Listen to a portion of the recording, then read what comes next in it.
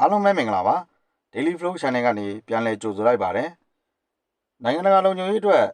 အထူးရေးပါတဲ့မြူးနစ်ညီလာခံကြီးကတော့ယနေ့ဖေဖော်ဝါရီလ16ရက်နေ့မှာကျင်းပပြီးစီးသွားခဲ့ပြီဖြစ်ပါတယ်ဒီနေ့ညီလာခံရဲ့ထူးခြားချက်အနေနဲ့ကတော့သမ္မတထရန့်ကိုဥရောပနိုင်ငံတွေထက်အမေရိကန်ကိုယ်စားလှယ်အဖွဲ့ဝင်တွေက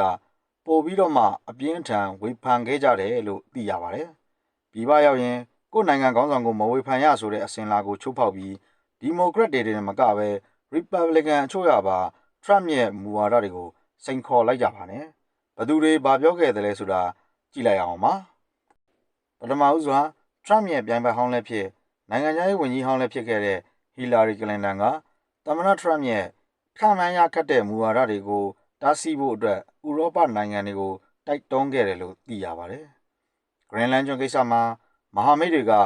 မရဘူးလို့ပြတ်ပြတ်သားသားညှင်းဆိုခဲ့ကြလို့ထရန့်နောက်ဆုတ်သွားရတာကိုနမူနာပြပြီးထရန့်ဘာလုပ်ချင်လဲဆိုတာကိုမဆွေးနွေးပါနဲ့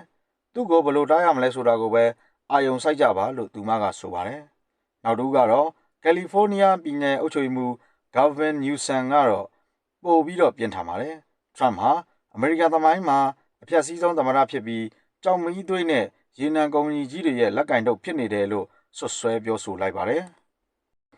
နောက်တစ်ခုကတော့ဒီမိုကရက်တစ်လူငယ်ကျယ်ဝင့်Alexandria Ocasio-Cortez ဖြစ်ပြီးသူကတော့သူမရဲ့ပထမဆုံးနိုင်ငံခြားရေးမူဝါဒအမြင်ကိုတင်ပြခဲ့ပါတယ်ထရန့်ဟာမဟာမိတ်တွေနဲ့ဆက်ဆံရေးကိုဖျက်ဆီးနေတာဟာသမဟုတ်ပဲငြိမ်းချမ်းရေးကိုချိန်ချောက်နေတယ်လို့သူမကဆိုပါတယ်နောက်ထပ်တစ်ဦးဖြစ်တဲ့မီချီဂန်အုပ်ချုပ်ရေးမှူးဂရီတာချန်ဝတ်နာကလည်းယုံကြည်မှုဆိုတာမျိုးဆက်နဲ့ချီတိဆောက်ရတာဖြစ်ပြီးပျက်စီးဖို့ကတော့ခဏလေးပဲလို့သတိပေးခဲ့ပါတယ်ထူးခြားတာကတော့ Republican အထက်လွှတ်တော်အမတ် Tom Tillis ကလည်းထရန့်ရဲ့အခွန်တိုးမြင့်တဲ့မူဝါဒတွေကိုဝေဖန်ခဲ့တယ်လို့ Greenland ကျွန်းကိစ္စမှာလည်းဒေသခံလူမျိုးစုတွေကိုလေးစားမှုရှိဖို့လိုတယ်လို့သူ့ရဲ့ပါတီဝင်ချင်းဖြစ်တဲ့ Lindsey Graham ကိုပြန်လည်ခြေပခဲ့ပါတယ်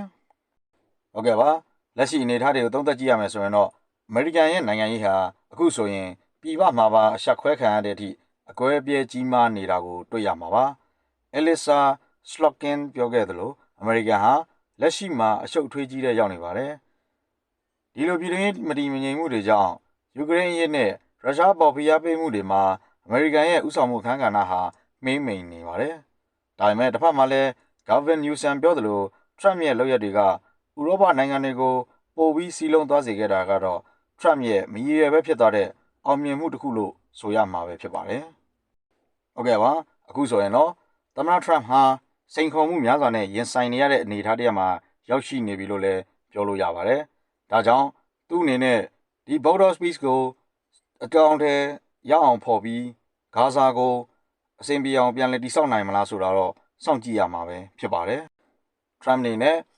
ဂါဇာကိုအောင်မြင်မြင်နဲ့စီမံကိန်းတိုင်းသူ့ရဲ့ Master Plan တိုင်းတည်ဆောက်နိုင်မလားဒါမှမဟုတ်ဥရောပနိုင်ငံတွေနဲ့တခြားအဖွဲ့အစည်းတွေရဲ့ဝေဖန်တိုက်ခိုက်မှုတွေကြားမှာပဲကြာရှုံးသွားမလားသို့မဟုတ်သူတို့ရဲ့အားပြိုင်မှုတွေဟာကမ္ဘာလုံခြုံရေးပေါ်မှာအကျိုးဘယ်လိုတက်ရောက်လာမလဲဆိုတာစောင့်ကြည့်ရမှာပဲဖြစ်ပါတယ်။ဟုတ်ကဲ့ပါပရိသတ်ကြီးအနေနဲ့ရောအမေရိကန်ခေါင်းဆောင်တွေကြားမှာဒီလိုအားပြိုင်မှုတွေကကမ္ဘာလုံခြုံရေးအပေါ်ဘယ်လိုတက်ရောက်လာမလဲဆိုတာစောင့်စားကြည့်ရှုအောင်မှာဖြစ်ပါတယ်။ Trump ပေါ်အမေရိကန်နိုင်ငံရေးသမားတွေရဲ့ဒီလိုပြင်းပြင်းထန်ထန်ဝေဖန်မှုတွေကိုဘယ်လိုရှုမြင်ကြပါသလဲခင်ဗျာ။ comment မှာမိမိရဲ့ထင်မြင်ချက်လေးတွေရေးပေးခဲ့နိုင်ပါတယ်။ဒီလိုစိတ်ဝင်စားစရာနိုင်ငံတကာသတင်းရေးတွေကိုသိရှိနိုင်မှုအတွက် Daily Flow News ကို Subscribe လုပ်ပေးခဲ့ကြပါအောင်ခင်ဗျာအားလုံးကိုကျေးဇူးတင်ပါတယ်ခင်ဗျာ